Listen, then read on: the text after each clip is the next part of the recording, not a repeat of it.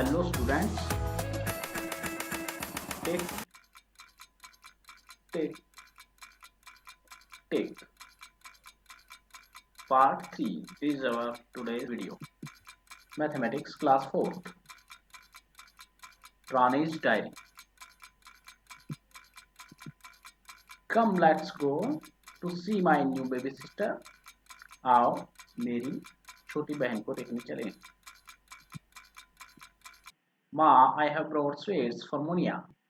But she can't eat. She is too small. रानी कहती है कि माँ मैंने मुनिया के लिए, मुनिया कौन है? उसकी छोटी बहन, उसके लिए मैंने मिठाइयाँ खरीदी परंतु वह खा नहीं सकती, वह बहुत छोटी है. And she does not even talk. और वह बात तक भी नहीं कर सकती. She will start doing all this slowly as she grows up. वह ये सब धीरे धीरे शुरू करेगी जैसे जैसे वह बड़ी होगी. Here are some pages from Rani's diary. यहाँ कुछ पेज रानी की diary. There are 7 pages. Now we can see here on first page. तो हम यहाँ बच्चों फर्स्ट पेज पे हम देख सकते हैं. यहाँ कुछ डेट नोट है. 5 मार्च 2005. 5 मार्च 2005. ये क्या है? Muniya is born today. ये इस दिन मुनिया पैदा हुई. And 15 September 2005 Muniya got her first tooth. Muniya का पहला दांत. Next page 10 November 2005 Muniya set up. Muniya बैठने लगी. 20 November 2005 Muniya started crawling. Muniya ने रेंग कर चलना, घुटने के बल चलना शुरू कर. January 2006 Munia stood up.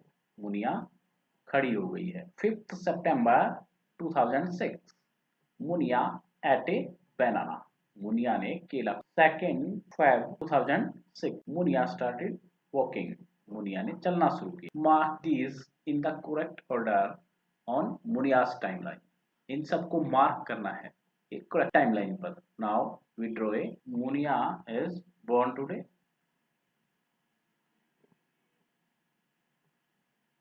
5 March is third month, so we can write here 3. 5/3/2005 05. तो हम यहाँ इस तरह से लिख देंगे 2005 को 05 से. Next is 15 September 2005. 15th and September is 9th month. 9/05. 10 नवंबर. और इसमें सब में हम लिखते चले जाएंगे. यहाँ क्या हुई थी? मुनिया बोर्न हुई थी. बोर्न. और यहाँ क्या हुआ था? First tooth. और इसमें क्या हुआ था? नीचे हम लिख देंगे इसके मुनिया सेटअप.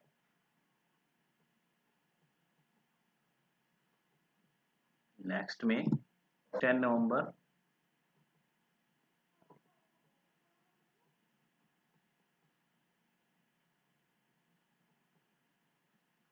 और नेक्स्ट में क्या था? Muniya start crawling. क्राउलिंग कब स्टार्ट की थी मुनिया ने? 20 नवंबर 2005. तो यहाँ लिखेंगे क्राउलिंग. नेक्स्ट 5 जनवरी. 5 जन को क्या है? 5 जन को लिख देंगे 5/1 और 2006 है. Stood up. Muniya stood up.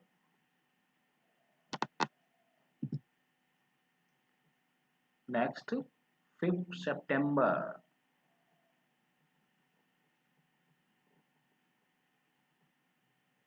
0 ate बनाना.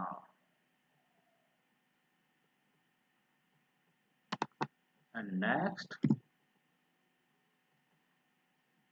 2 Feb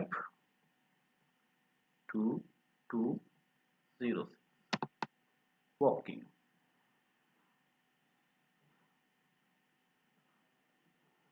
स्टार्टेड वर्किंग। तो इस तरह से हम मुनिया की टाइमलाइन ड्रॉ कर सकते हैं। तो ऐसे आपको मुनिया की टाइमलाइन अच्छे से अपनी कॉपी में, अपनी नोटबुक में ड्रॉ कर लेनी है।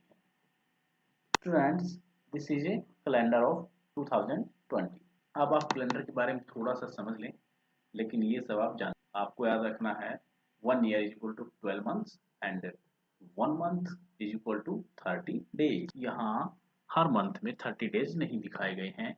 आप जब कैलेंडर को ध्यान से देखेंगे तो जैन में देखेंगे, जैन फर्स्ट मंथ है, तो यहाँ आप नोट करेंगे 31 डेज हैं, और फेब में 29, और फिर मार्च में 31, और फिर अप्रैल में 30 एंड नेक्स्ट इन मई 31। तो इस तरह से अलग अलग डेज आपके हर मंथ में हैं।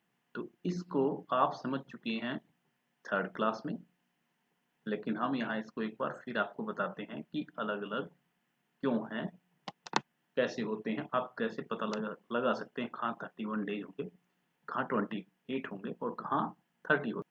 लेट्स सी, ये है पंच। इसी से आपको समझना है, यहाँ ये आपका ऊपर उठा हुआ हिस्सा है जो आप अपनी मुट्ठी बंद कर देते हैं, उसके बाद आपको दिखाई देता है इस उंगली के ऊपर। तो यहाँ आप एक पॉइंट एज्यूम कर सकते हैं, ये पॉइंट, और इसको मार्क कर दें यहाँ। ये क्या होगा, हम मार्क कर देते हैं फर्स्ट मंथ क्या है, जैन।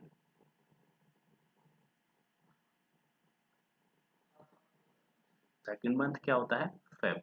तो फेब के लिए हम अगला जो गड्ढे जैसा हिस्सा है इस पे ड्रॉ कर देंगे फेब। ये जो गड्ढा है इस पॉइंट को हम फेब ड्रॉ कर सकते हैं यहाँ, फेब। और नेक्स्ट इज मार्च। ये फिर ऊपर उठा हुआ एक पार्ट है, इसको हम मार्च से डिनोट करेंगे, ये पॉइंट मार्च। एंड नेक्स्ट गड्ढा, फिर इस गड्ढे वाले पॉइंट को हम अप्रैल।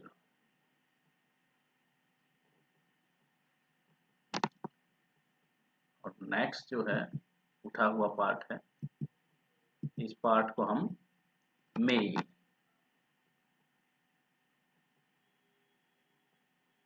नेक्स्ट गड्ढे वाला पार्ट है जून।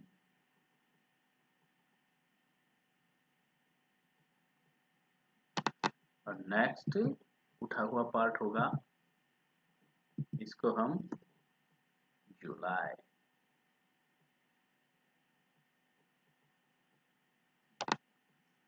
इस तरह से हमने यहाँ आपको दिखाया कि जैसे आप अपनी मुट्ठी को बंद कर देते हैं, जो पॉइंटी है ऊपर से उठा हुआ हिस्सा, उन सबको आप जैन, और फिर अगला हिस्सा जो है जो गड्ढे जैसा है, फेब, फिर मार्च, फिर अप्रैल, मई, फिर जून, फिर जुलाई, इस तरह से आप उसको डिनोट कर सकते हैं अपनी मुट्ठी के ऊपर।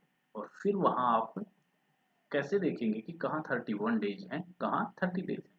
इसको देखने के लिए आपको देखना, जहां भी उठे हुए हिस्से पे जो, जिस मंथ का नाम उठे हुए हिस्से पे आया है उस मंथ में 31 डेज होते हैं, आपको ये याद रखना है। तो यहाँ 31 डेज कहाँ कहाँ होंगे, उठे हुए हिस्से पे कौन है, जनवरी, जैन। तो यहाँ क्या होंगे, 31 डेज होंगे। फिर फेब में नहीं होंगे 31, यहाँ 31 होंगे। जो रेड कलर में मैंने ड्रॉ किए हैं वो सब क्या होंगे, 31 डेज वाले, 31 डेज। तो यहाँ बच्चों 31 डेज है। अब आगे भी आपको देखना है, तो आप अपनी दूसरी मुट्ठी का यूज कर सकते हैं। ये तो यहाँ फिर आप ड्रॉ करेंगे, जुलाई से आगे क्या होगा, अगस्त,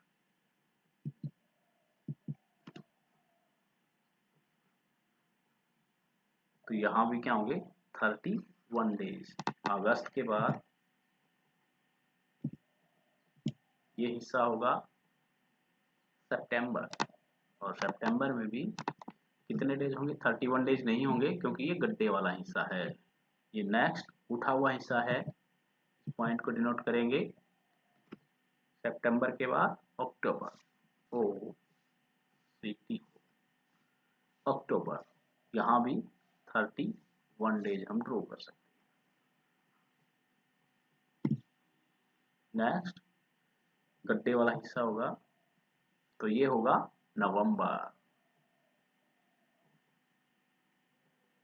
और नेक्स्ट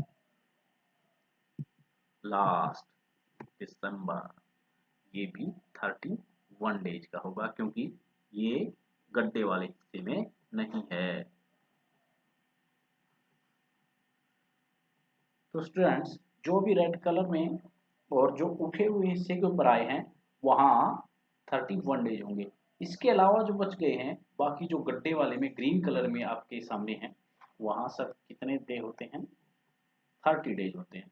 बस आप फैब को छोड़ देंगे, फैब में 28 और 29 डेज हो सकते हैं, लेकिन मोस्टली 28 डेज होते हैं फैब, 28 और 29 मोस्टली होंगे 28 डेज। अब प्रॉब्लम ये है कि कब 28 होंगे कब 29 होंगे, ये भी आप थर्ड क्लास में कर चुके हैं, लेकिन अभी फिर मैं आपको रिवाइज करवा देता हूँ। लेकिन इससे पहले बाकी आप ध्यान रखें, ये बचे हुए मंथ हैं, इन सब में 30 डेज होंगे।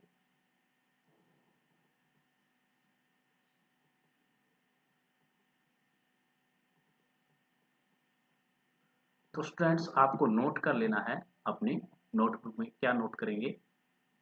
एक तो आप यहाँ लिखेंगे उन मंथ, आप लिस्ट बना लेंगे जिसमें 31 डेज हैं, फिर एक लिस्ट उन मंथ्स की बना लेंगे जिनमें 30 डेज हैं, फिर फेब के लिख लेंगे 28 और 29।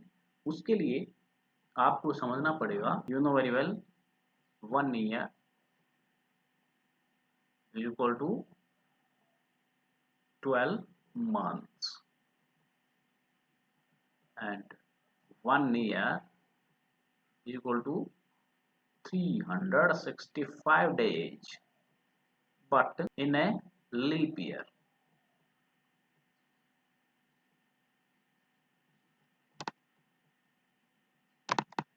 Three 366 days.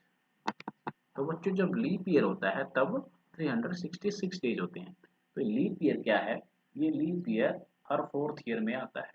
हर 4th ईयर जो होती है वो leap after 3 year, after 3 year आएगा वो क्या होता है? आफ्टर 3 ईयर जो 4th ईयर आएगा वो क्या होगा? एक लीप ईयर होगा। और लीप ईयर का आपको अगर पता लगाना है, जानना है, तो कैसे पता लगा पाएंगे? जैसे आपके पास ईयर है 2020। अब इसके लास्ट 2 डिजिट्स का जो नंबर है उसको लेंगे हम 20 और उसको डिवाइड करके देखेंगे 4 से। अगर ये कम्प्लीटली 4 से डिवाइड होता है तो ये लीप ईयर है, अगर नहीं होता तो ये लीप ईयर नहीं है। तो 4 से डिवाइड करेंगे, 4 5 जा 20, 0। जब 0 रिमाइंडर है तो इसका मतलब कम्प्लीटली डिवाइड है। कम्प्लीटली डिवाइड है तो क्या होगा? जब कम्प्लीटली डिवाइड है तो हम उसको कह सकते हैं this is a leap year. तो 2020 एक लीप ईयर है, तो यहाँ 366 डेज होंगे। तो बच्चों जो ये 1 डे जो एक्स्ट्रा होता है, एक दिन जो बढ़ जाता है, इंक्रीज होता है, ये कहाँ होता है? फैब में होगा ये। तब वहाँ क्या होंगे? 29 डेज। तो फैब में 29 डेज कब होते हैं? जब लीप ईयर हो। और वो क्या होता है? आफ्टर 3 ईयर, जो 4th ईयर जो आता है उसमें उसमें 366 डेज होते हैं और फैब में 29 डेज होते हैं। तो बच्चों यही रीजन है 29 डेज फैब में होने का। जब लीप ईयर होता है आफ्टर 4 ईयर, नहीं सॉरी, आफ्टर 3 ईयर, और जो 4th ईयर जो आएगा वो लीप ईयर होगा। Friends always remember these. 1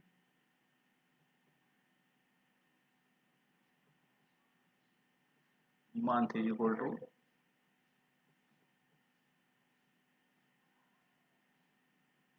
30 days. तो स्टूडेंट जब आपसे पूछा जाए कि एक मंथ में कितने डे होते हैं तो आप 30 डेज आंसर देंगे।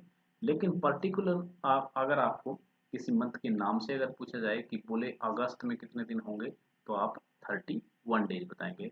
और जैसे नवंबर में आपसे पूछे तो 30 डेज होंगे। इसी तरह से फेब में आपसे पूछा जाए तो अगर लीप ईयर है तो आप 29 डेज बोलेंगे, और लीप ईयर नहीं है तो 28 डेज। और आपको ये पता चल गया है कि लीप ईयर को चेक कैसे कर, 4 से डिवाइड कर। बट एक बात और मैं आपको यहाँ बताना कि जब सेंचुरी होती है ना, उस समय आप 4 से डिवाइड नहीं, सेंचुरी में आप 400 से डिवाइड करते हैं। जैसे सेंचुरी कब होती है? 100 ईयर में। तो जब 100 ईयर कंप्लीट होते हैं उस समय सेंचुरी वाला ईयर हो, तो उस समय आप 400 से डिवाइड करते हैं, ना कि 4 से। जैसे सेंचुरी आपकी है, ये आपका मानो 2000 के आगे 100 ईयर के बाद क्या होगा, ये 2100। तो 2000 है वो तो 400 से डिवाइड कंप्लीटली हो जाएगा, तो ये लीप ईयर होगा। लेकिन 2100 एक लीप ईयर नहीं होगा। 4 से तो डिवाइड कंप्लीटली होता है, लेकिन 400 से नहीं होगा। तो इसलिए ये लीप ईयर नहीं होगा, जबकि 4 से डिवाइड होता है। तो यहाँ आपको याद रखना है, तो वहाँ इससे आप डिवाइड करेंगे 400 से। कहाँ?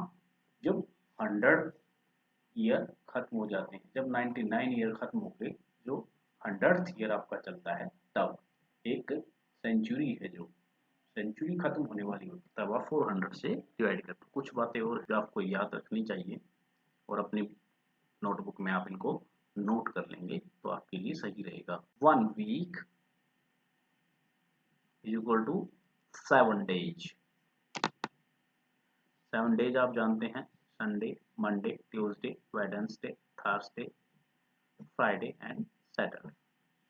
तो ये सब आपको पहले से ही पता है, और इनकी स्पेलिंग भी आपने बहुत बार पढ़ी है, आपको याद होंगी। जिसको नहीं याद है वो कर लेगा। ऐसे ही जैन और फेब 12 जो मंथ हैं, उनके सबके नेम एंड स्पेलिंग आपको याद। और students, 1 day is equal to 24 hours and 1 hour is equal to 60 minutes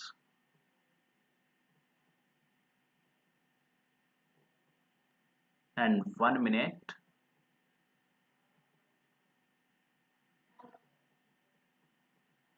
is equal to 60 seconds।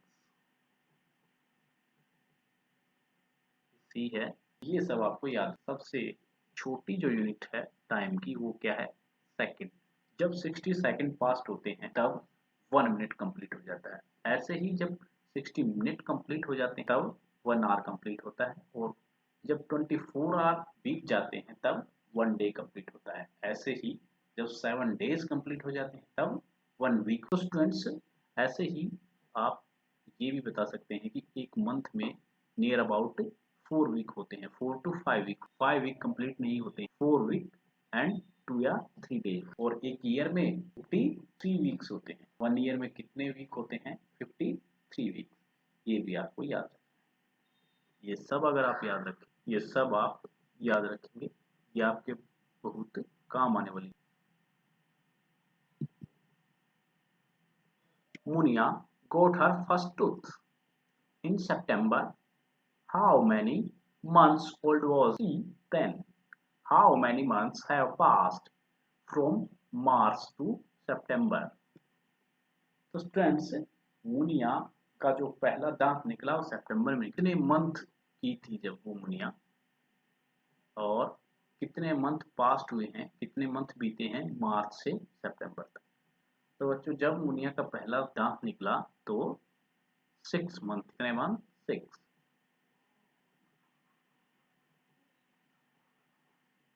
और कितने मंथ पास्ट हुए March two September? 7 month.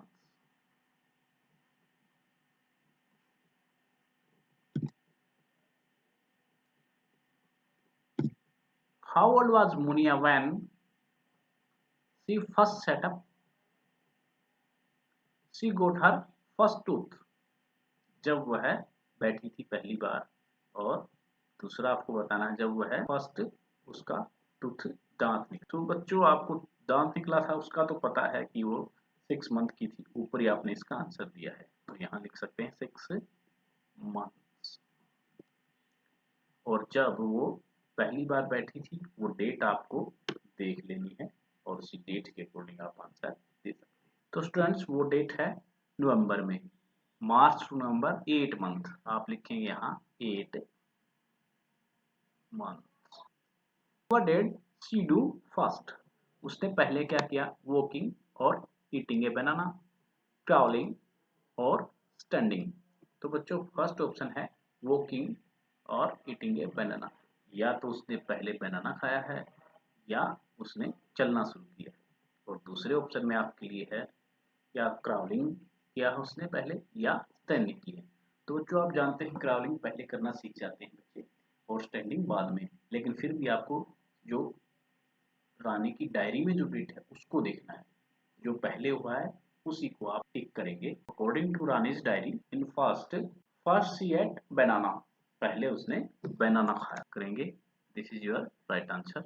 And in second crawling is your right answer, तो second में crawling आपका सही उत्तर है। Rani had a pet puppy. After 2 weeks, it opened its eyes. She watched it grow like रानी एक पेट पप्पी रखती थी और वो आफ्टर 2 ईयर, बच्चों रानी जो पेट पप्पी था रानी का, उसकी जब वो बोर्न हुआ, जब उसका जन्म हुआ, बोर्न के बाद आंखें बंद होती हैं। आपने देखा भी होगा पपीज की आंखें बंद होती हैं, टाइम के बाद डेज के बाद वो आंखें ओपन होती हैं। तो यहाँ आफ्टर 2 वीक्स उसकी आईज ओपन हुई थी, इसका मतलब after 2 week, 1 week is equal to 7 days and 2 week is equal to 7 multiply to 14 days। तो 14 days के बाद after 3 weeks it got its first teeth and started eating। और 3 weeks के बाद उसने अपने एक दांत लिया है, उसका एक दांत निकला है और उसने खाना शुरू कर दिया है। After 3 weeks, 3 weeks is equal to 21 days, 7 multiply 3 is equal to 21 days। After 4 weeks, it started walking around but still walking। 4 week के बाद उसने चलना शुरू कर, लेकिन क्या है, वह लड़खड़ाता था, लड़खड़ा कर चलना। It had a full set of teeth by the time it was 7 month। जब वह 7 मंथ की थी तो उसके सारे दांत आ चुके थे, पूरा सेट आ चुका था टीथ का। After 1 year, it was grown up dog and got its own puppies। 1 साल के बाद वह पूरी कुतिया बन चुकी थी और उसके खुद के बच्चे पैदा हो चुके थे, पपीज, पिल्ले। Now make a timeline of this dog's life in your notebook। Students, it is your homework, तो आप इसको अपनी नोटबुक में करेंगे। जैसे हमने मुनिया की टाइमलाइन बनाई थी वैसे इसकी टाइमलाइन बनाएंगे और इसको वहां देखकर बना देंगे कि कितने वीक के बाद क्या हुआ। Note the differences between Munia and Rani's puppy. आपको डिफरेंस देखना है मुनिया और रानी के पप्पी की ग्रोथ में क्या रहा। तो उसके लिए आप ये टेबल देखेंगे, पोजीशंस, उसकी क्या पोजीशन रही और उस समय क्या मुनिया की एज थी और फिर क्या पप्पी की एज थी। स्टार्टेड वॉकिंग, वॉकिंग करना कब स्टार्ट किया था मुनिया ने, कितने डेज में, तब उसकी क्या एज थी। और ऐसे ही ate food for the first time, जब उसने पहली बार कुछ खाया, मुनिया की एज लिखेंगे और वहां पप्पी की एज लिखेंगे। गोट द फर्स्ट टूथ, जब पहला दांत निकला, तो इस तरह से हम दोनों की एज लिखेंगे और फिर उसको ऑब्जर्व करेंगे कि देखो इतना डिफरेंस कैसे होता है, क्यों है, कोशिश करेंगे, प्रयत्न करेंगे आप उसको सोचने की। Find out, do do all animals grow at the same speed.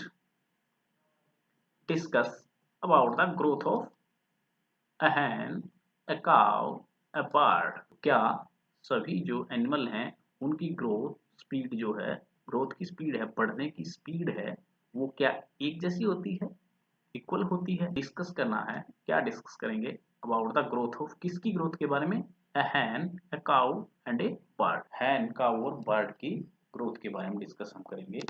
तो बच्चों ये जो ग्रोथ होती है वो सेम नहीं होती, सबका टाइम पीरियड अलग अलग होता है। Draw pictures of the baby animal and the big animal. तो आपको एक पिक्चर ड्रॉ कर लेनी है अपनी नोटबुक में, एक छोटे बच्चे की और उसके बड़े एनिमल की। किसी भी एनिमल को आप ले सकते हैं, बर्ड को ले सकते हैं, को आप ले सकते हैं, जो आप ड्रॉ कर सकते हैं। Students, now we are going to see a hen's growth. This is hen's life cycle. First क्या होता है, सबसे पहले एग आता है, egg, embryo, hatching, chick, adult. तो ये आपका हैन का लाइफ साइकिल। सबसे पहले आया एग, फिर एम्ब्रियो, उसमें बनना स्टार्ट हुआ बच्चा उसका, और फिर हैचिंग। हैचिंग का मतलब अंडे को तोड़कर बाहर जब निकला चिक, चिक क्या निकला, फिर बाहर निकल गया अंडे के बाद वो एक अडल्ट हैन या कोक बनेगा, मुर्गा बनेगा या मुर्गी। तो स्टूडेंट्स कितना टाइम इसमें लगा, थोड़ा सा हम डिस्कस करेंगे इसके बारे में। देखिए, एग से हैचिंग का जो टाइम है 3 वीक और 21 डेज, या तो आप लिखेंगे 21 डेज में हैचिंग होती है या 3 वीक्स में।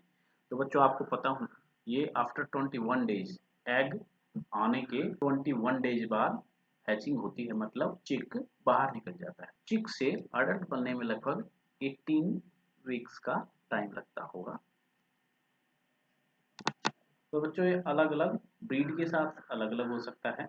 ये बहुत सारी प्रजातियां हैं, बहुत सारी ब्रीड हैं, जिसमें टाइम अलग अलग हो सकता है। इसकी एज होगी नियर अबाउट 10 ईयर्स।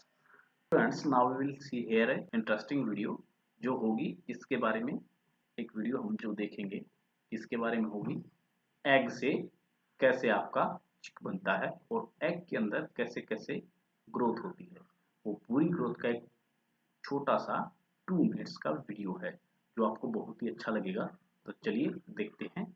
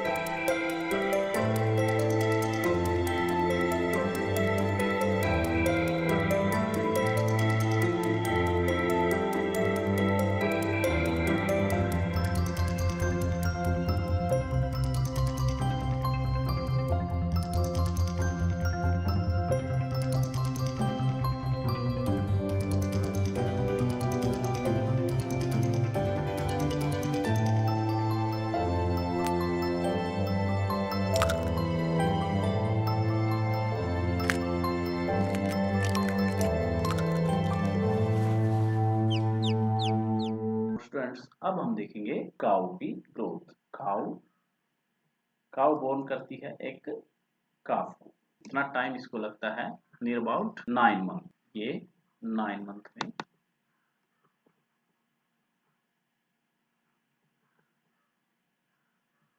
और अब ये काफ काऊ के मिल्क से ग्रोथ करने लगता है, और ग्रोथ करने के बाद ये एक काऊ या ओक्स बन जाता है, अडल्ट। इसमें आपको टाइम लगता है 2 to 3 ईयर्स। 2 से 3 साल में एक पूरी काऊ या ओक्स बन जाता है, बुल बन। इसकी एज होती है नियर अबाउट 20 फादर्स। अब हम देखेंगे एक बर्ड का। देखिए हैन इज ऑल्सो ए बर्ड, तो हैन जैसा ही बर्ड का होता है egg, embryo, hatching, chick, adult. ऐसा ही शक्ल जो है, लाइफ साइकिल जो है किसी भी बर्ड का हो सकता है। वो बर्ड के साइज के हिसाब से डेज कम ज़्यादा हो सकते होंगे और अलग अलग ब्रीड के हिसाब से अलग अलग होता है। अलग अलग प्रजाति से, अलग अलग स्पीसीज से अलग अलग टाइम होता होगा। Here are the pictures of grandfathers posing for a photograph. Who looks the oldest to you? यहाँ कुछ पिक्चर हैं जो फोटोग्राफ के लिए हैं और इनकी पिक्चर्स हैं वो grandfathers. Who looks the oldest to you? आपको सबसे जो बूढ़ा उनमें से कौन लगता है? देखिए पिक्चर किस किस की है ये। Elephants grandfather 95 year olds. Choo-choo rat's grandfather 2 years old. Rani's grandfather 70 years old.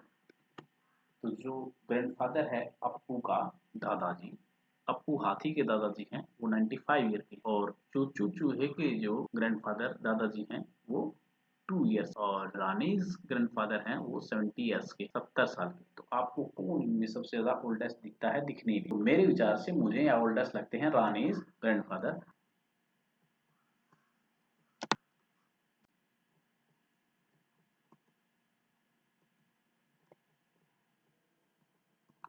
How much older is Appu's grandfather than Rani's grandfather? तो अप्पू के जो ग्रैंडफादर हैं वो रानी के ग्रैंडफादर से कितने बड़े हैं? तो वो आपको खुद करना है, ये आपका होमवर्क है। Will Chuchu's grandfather ever grow as old as Appu's grandfather? तो क्या चूहे के दादाजी हैं जो अप्पू हाथी के दादाजी की तरह ग्रो करेंगे? क्या वो ग्रोथ होगी उसकी 95 ईयर्स तक? नहीं, क्योंकि उसकी एज ही 95 ईयर नहीं होती है। तो उसकी मैक्सिमम एज उससे बहुत कम होती है, तो इसलिए वो इतनी ग्रोथ नहीं कर सकते जितनी। How much younger is Chuchu rat's grandfather than Rani's grandfather? Chuchu rat जो है उसके ग्रैंडफादर हैं वो रानी के ग्रैंडफादर से, रानी के दादाजी से कितने छोटे हैं, ये आपको लिखना है। इट इज योर होमवर्क और आप इसको अपनी आप अपनी बुक में ही इसको करेंगे। बुक में ये सब दिया है और इसको बुक में ही आपको फिल करना है। पेंसिल फ्रेंड्स, ये थी आज की क्लास। अब आप इसको अपनी बुक में करेंगे और thank you for watching this video.